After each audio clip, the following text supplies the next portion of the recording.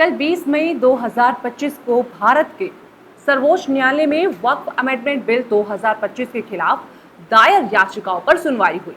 मुख्य न्यायाधीश बी.आर. गवई और न्यायमूर्ति ए.जी. मसीह की पीठ ने याचिकाकर्ताओं से कहा कि वो अदालत में मजबूत और स्पष्ट मामला प्रस्तुत करें ताकि अंतरिम राहत दी जा सके।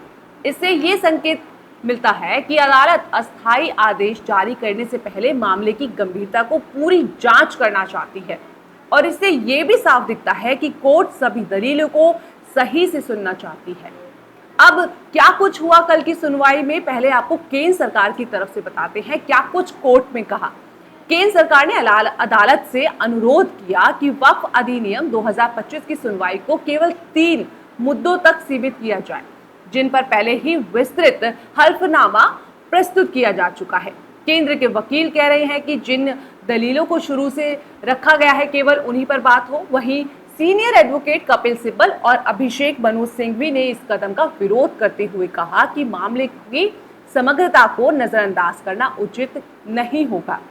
आपको बता दें, कपिल सिब्बल और अभिषेक मनु विपक्षी याचिकाकर्ताओं के वकील हैं और कल के दिन के बाद साफ थोड़ा ये होता है कि सुप्रीम कोर्ट जल्दबाजी में कोई फैसला नहीं लेना चाहती।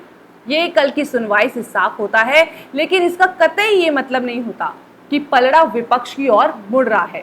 ये तो हो गई कल की सुनवाई कि अब पूरा वक्फ मामला रिकॉल करा देते हैं आपको। बात करते हैं कि वक्फ क्या है, कब और किसने पेश किया, विरोध की हुआ, क्या विपक्ष ने याचिकाएं दायर की, विपक्ष की याचिकाओं के बाद क्या हुआ। नमस्कार, आप देख रहे हैं आरएन टीवी उत्तर प्रदेश। मैं हूं आपके साथ मेघा शंकर।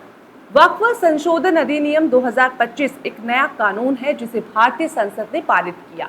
इसका उद्देश्य वक्फ संपत्तियों के प्रबंधन में सुधार करना और सरकारी नियंत्रण बढ़ाना है।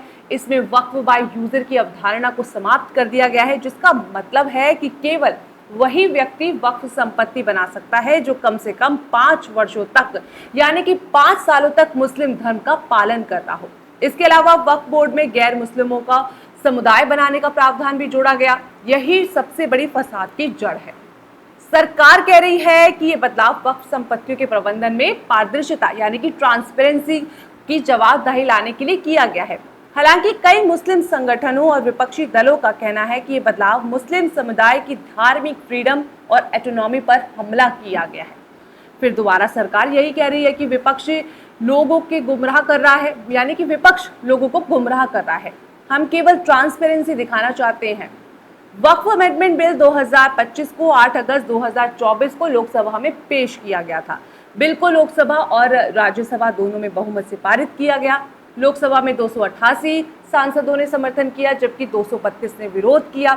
राज्यसभा में 128 ने समर्थन किया और 95 ने विरोध किया। राष्ट्रपति द्रौपदी मुर्मू ने 5 अप्रैल 2025 को इस बिल की स्वीकृति दे दी, जिसके बाद ये कानून बन गया। इस कानून के खिलाफ देश भर में विरोध प्रदर्शन हुए, जिनमें कई शहरों जैसे दिल्ली, कोलकाता, हैदराबाद, चंडीगढ़ शामिल हैं। वहीं विरोधियों का कहना है कि ये कानून समुदाय की धार्मिक फ्रीडम और ऑटोनॉमी पर हमला है।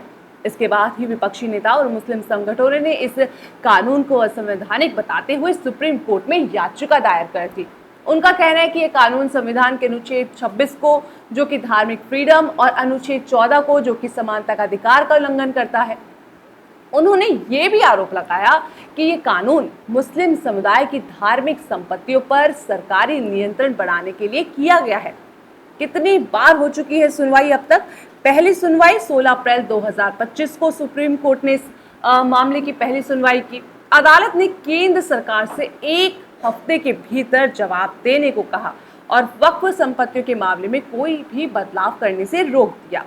दूसरी सुनवाई 5 मई को हुई। इसमें मुख्य न्यायाधीश संजीव खन्ना की अध्यक्षता वाली पीठ ने केंद्र सरकार के इस मामले में 1 हफ्ते के भीतर विस्तृत जवाब दाखिल करने को कहा था। साथ ही अदालत ने केंद्र सरकार से ये आश्वासन लिया कि अगली सुनवाई तक वक्फ बोर्ड में कोई नई नियुक्तियां नहीं की जाएंगी और ना ही किसी वक्फ संपत्ति की स्थिति में कोई परिवर्तन किया जाएगा। इसके बाद हुई तीसरी सुनवाई, जो कि कल बीते मंगलवार 20 मई 2025 को।